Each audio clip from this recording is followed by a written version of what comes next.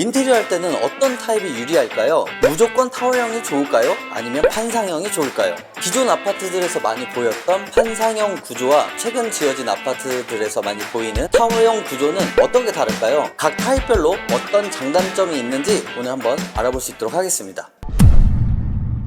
먼저 판상형 아파트는 일자형으로 설계된 아파트입니다. 많이 보던 모양새죠? 이 구조의 장점은 대부분의 방이 한쪽으로 배치되어 통풍이 잘 되고 채광이 좋다는 점입니다. 또한 거실과 주방이 분리되어 있어서 공간 활용이 용이하고 프라이버시를 지키기 좋습니다. 하지만 이 구조는 복도 면적이 좁아서 집이 좀 작게 느껴질 수 있다는 단점도 있어요. 또 주방들이 좁은 경우들이 많아서 멋진 주방을 만드는 데 있어서는 어려움이 있죠. 반면 타워형 구조는 중앙에 엘리베이터와 계단이 위치하게 되고 각 세대가 방사형으로 배치된 구조입니다. 타워형의 장점은 주방과 거실이 중앙에 배치돼서 가족 간의 소통이 원활하고 방사형 구조로 다양한 평면이 가능해 한 층에서 여러 가지 타입의 레이아웃을 만들어낼 수 있습니다. 단점으로는 복도가 다소 길어서 불편할 수도 있고 방들이 모두 인접해 있어서 프라이버시를 지키기 조금 어렵습니다. 또 인테리어에서 레이아웃 변경이 조금 어려울 수 있다는 단점도 있을 것 같아요. 아직도 헷갈리신다고요? 제가 쉽게 판상형인지 타워형인지 아는 방법에 대해서 알려드릴 수 있도록 할게요. 판상형과 타워형의 가장 큰 차이점은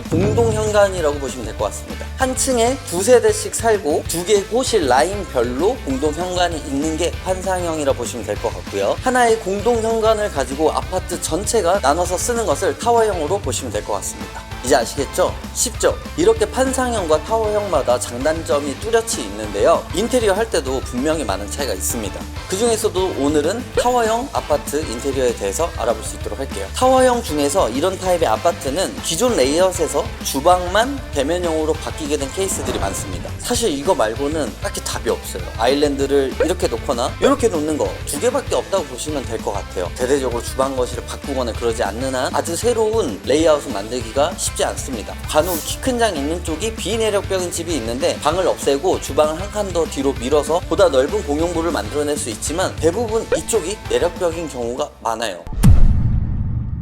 이번 우리 고객님은 하나의 자녀를 둔 두 부부 고객님이셨습니다. 저랑 비슷한 또래이셨던 것 같아요. 새로운 아파트를 구입하면서 당연히 인테리어에 대한 고민이 많으셨겠죠. 우리 고객님 두 분 다 센스가 넘치는 고객님들로 화려하고 복잡한 디테일보다는 미니멀에 초점을 두셨어요. 가구와 홈 스타일링으로 집을 완성한다, 이게 목표였습니다. 이번 프로젝트는 저희 집요정인 장준호 팀장님과 윤창희 주임의 콜라보레이션으로 완성이 되었는데요. 어떻게 완성되었는지 함께 보실까요?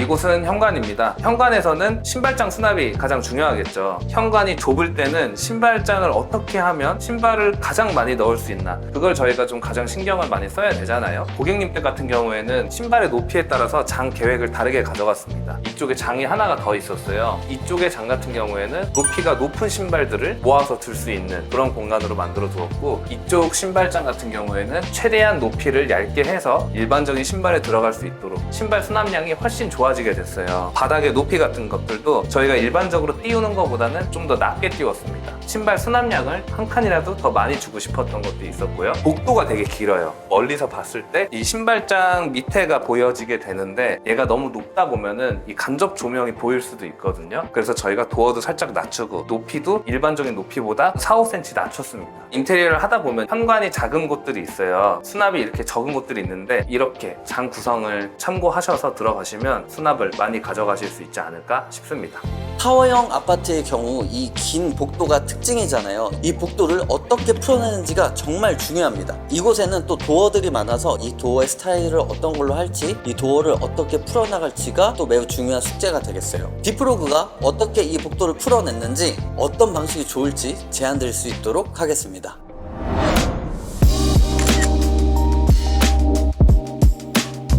이곳은 복도입니다. 문을 마감할 때 문의 형식이 4가지 정도 있을 것 같아요. 도배 마감을 할 경우에 진행되는 문선 도어, 요즘엔 얇게 문선으로 만들고 있죠. 그리고 무문선 도어, 히든 도어, 스텝 도어, 그 이외에 슬라이딩 도어들도 종류가 많이 있죠. 고객님들 같은 경우에는 무문선으로 진행이 됐어요. 무문선 도어는 장점이 무엇냐 하면 목공이 어느 정도 작업이 되어야지 들어갈 수 있는 도어 형태인데, 고객님 댁은 한쪽 벽이 면이 잘 잡혀 있는 목공벽이었습니다. 있습니다. 이거를 되게 합리적으로 가성비 있게 공사를 하려면 이 문틀을 그대로 사용하면서 앞에 저희가 한 방만 덧대주면서 무문선으로 만들면 훨씬 깔끔한 마감을 지을 수 있거든요. 라인도 생각보다 깔끔해요. 문선 도어만의 매력이 또 있다고 생각을 합니다. 여기는 문선 도어로 잘 마감이 이루어진 그런 복도라고 볼 수 있고요. 남편분 고객님과 아내분 고객님의 취향도 조금 달랐어요. 그 취향을 동시에 아우를 수 있는, 한쪽은 연한 크림톤의 필름이 들어갔고 한쪽은 인쇼 플랫 그레이가 시공되었습니다. 두 가지 톤이 있으니까 정돈이 돼 있으면서도 되게 좋은 매력을 가지고 있는 것 같습니다.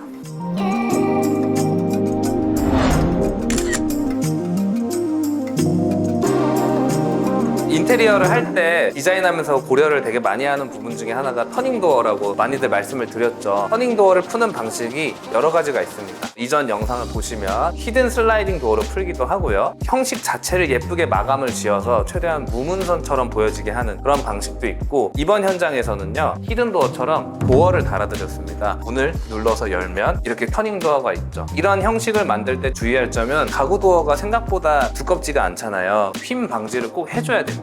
지금 보시면 이렇게 휨 방지가 잘 되어 있죠. 휨 방지 부속 철물도 꼭 넣어 주어야 되고요. 안에 터닝 도어까지 필름을 같이 싸서 예쁘게 마감을 지어 드렸습니다. 인테리어 앞두신 분들은 다양한 터닝 도어 마감 형식을 좀 참고해 보시면 좋을 것 같습니다. 집을 만드는 데 있어서 디테일과 형식도 중요하지만 무드가 또 중요하잖아요. 어떤 자재를 사용해서 이런 무드를 만들어냈는지 알아보도록 하겠습니다. 이곳은 대망의 주방입니다. 주방 무드가 너무 예쁜데 마감재를 하나씩 설명을 드리고 싶어요. 이 상판 같은 경우는 칸스톤에서 나온 애쉬 콘크리트 모델로 사용했습니다. 이 애쉬 콘크리트는 되게 질감이 자연스러워요. 그리고 광도 무광이라 고급스러워 보이고, 세라믹 타일로 하기엔 좀 부담스럽거나 할 때 이 제품을 사용하면 굉장히 좋을 것 같습니다. 톤도 적당히 베이지 톤이고 살짝 어둡거든요. 유지 관리에서도 좀 편하지 않을까 싶고요. 뒤쪽 같은 경우에는 저번 현장에서도 말씀드리고 했었던 따뜻한 톤의 마감재 조합이 있었죠. 그 조합으로 이루어졌습니다. 샌드그레이 도어랑 영림의 PS035 필름으로 마감이 되어졌어요. 여기는 도어고 여긴 필름인데 색이 거의 똑같죠. 이런 조합을 찾는 게 쉽지 않은데 저희가 찾아낸 궁극의 조합이라고 할 수 있겠습니다. 그리고 이렇게 톤이 쭉 들어가서 키 큰 장도 수납이 되게 좋은데, 이 안에도 보시면은 여기 밥솥장, 밥솥 레일 둘 수 있게 만들어 드렸어요. 그래서 여기도 편하게 쓰실 수 있고요. 수납이 굉장히 알차게 이루어져 있습니다. 고객님 댁 같은 경우에는 후드 일체형 인덕션이거든요. 후드 일체형 인덕션일 경우에는 속서랍을 두기가 애매한 경우들이 되게 많아요. 이럴 때는 우측에 양념장 하나만 딱 둬도 평소에 양념 잘 넣고 쓰기 되게 좋겠죠. 싱크볼 같은 경우에도 말씀드리고 싶었던 게 있는데, 요즘에 깜포르테 모델을 많이 사용하잖아요. 깜포르테 모델은 860, 830, 800 등등 되게 많은 라인의 모델들이 있는데 가로 길이거든요. 가로 길이가 어느 정도 이상 넘어가면 충분히 큽니다. 그래서 가로 길이는 고려할 때 어떤 걸 고려하게 되느냐, 옆벽 사이의 간격을 고려할 때 써요. 여기가 너무 가까워지면 싱크대 사용할 때 불편하잖아요. 물도 잘 튈 수 있고. 그래도 한 뼘 정도는 띄워주려고 하는데 그거에 맞춰서 싱크볼을 제안을 드려요. 인테리어 앞두신 분들도 이런 거 참고하셔서 우리 집의 싱크볼 사이즈 골라서 들어가시면 좋을 것 같고요. 이 아일랜드랑 맞닿는 이 벽을 디자인할 때 몇 가지 요소를 넣는데, 하나는 상판이 그대로 말아서 올려가는 그런 디자인으로 풀기도 하고요. 거울을 두거나 타일을 두기도 합니다. 이번 현장에서는 거울을 시공을 해드렸는데요. 거울 중에서도 그레이경으로 시공을 했어요. 짙은 그레이경이죠. 이 친구는 반사는 같이 이루어지지만 좀 어둡기 때문에 마감재 같기도 하면서 공간감의 확장을 같이 가져가 주기도 하는 그런 일석이조의 마감재라고 볼 수 있습니다. 고객님이 약간의 어두운 톤들을 되게 좋아하셨어요. 포인트로 하나 딱 붙였는데 되게 고급스럽습니다. 창문 밑에는 로봇 청소기를 놔드렸습니다. 기존에 분배기가 있었던 위치였기 때문에 자동 급배수 모델을 바로 옆에 두기에 아주 좋죠.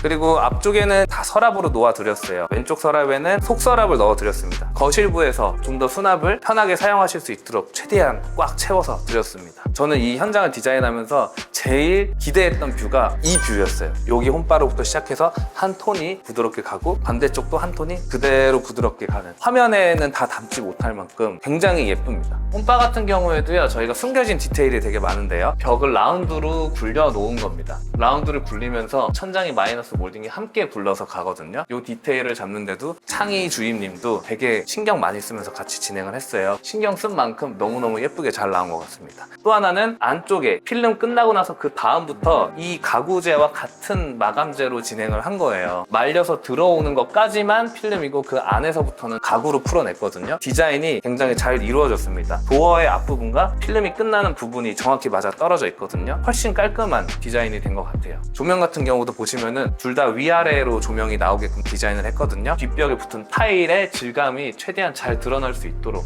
신경 써서 디자인을 했습니다. 맨 상단의 서랍 같은 경우에는요, 월을 살짝 올렸어요. 이 윗부분을 잡아 끌어가지고 서랍을 열 수 있거든요. 저희가 이번에 밀라노를 함께 다녀왔는데 밀라노에서 이런 형태를 풀어놓은 것들이 있더라고요. 바로 적용을 해봤습니다. 되게 깔끔하면서도 실용적이어서 앞으로도 많은 현장에 들어가야지 않을까 싶어요.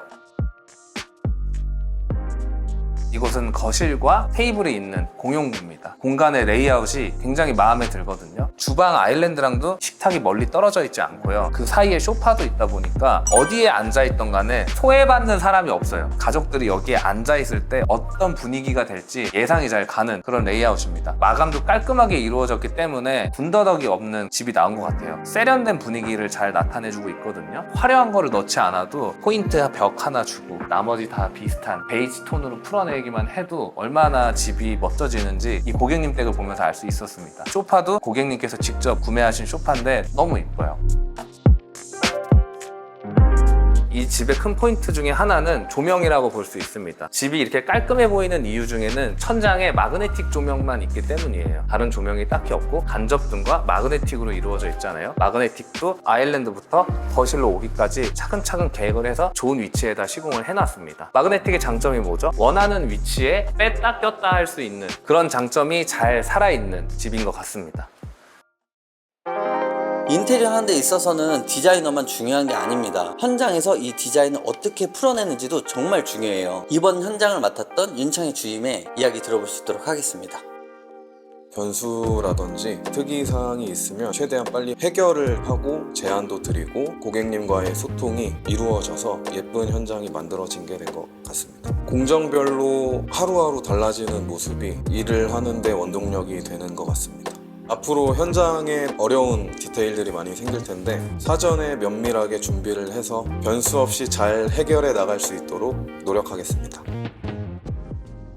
우리 고객님들의 가장 큰 니즈는 바로 화장실이었습니다. 공용부는 앞서 말씀드린 대로 홈 스타일링을 예쁘게 할 수 있는 예쁜 도화지를 만들어 드렸다면 화장실은 인테리어 하나로 완성이 되는 공간입니다. 이 가족의 니즈가 담긴 조금 특별한 구조의 화장실이 완성되었는데 같이 한번 보러 가시죠.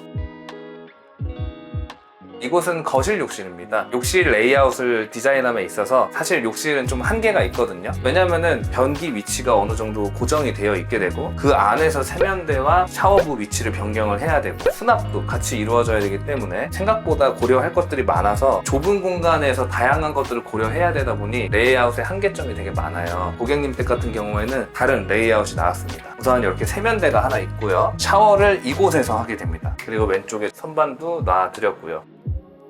이 레이아웃의 가장 큰 장점이라면 공간이 넓어 보이는 장점을 가지고 있습니다. 어디서 벽이 막혀져 있는 게 아니라 문을 열면 전체가 한 번에 다 보이거든요. 또 하나의 포인트는 수납입니다. 정면에 거울이 쫙 있잖아요. 이 거울을 천장까지 쫙 올리고 나서 우측에 수납을 놔드렸는데 어떻게 보면은 수납이 다 쓰지 못할 것 같아서 되게 비효율적이라고 느끼실 수도 있겠지만 저희가 장계획을 디테일하게 잘 짜서 수납을 최대한 많이 확보를 해드렸어요. 우측 문을 열면 우측 문의 공간만큼 좌측 안쪽으로 수납이 더 이루어져 있거든요. 수납을 보여지는 것보다 2배 더 많이 쓸 수 있는 그런 수납장입니다. 거울이 전면으로 길게 있으니까 공간은 공간대로 넓어 보이고 수납은 수납대로 많이 가져갈 수 있는 그런 형태의 좋은 레이아웃이 아닐까 생각이 됩니다.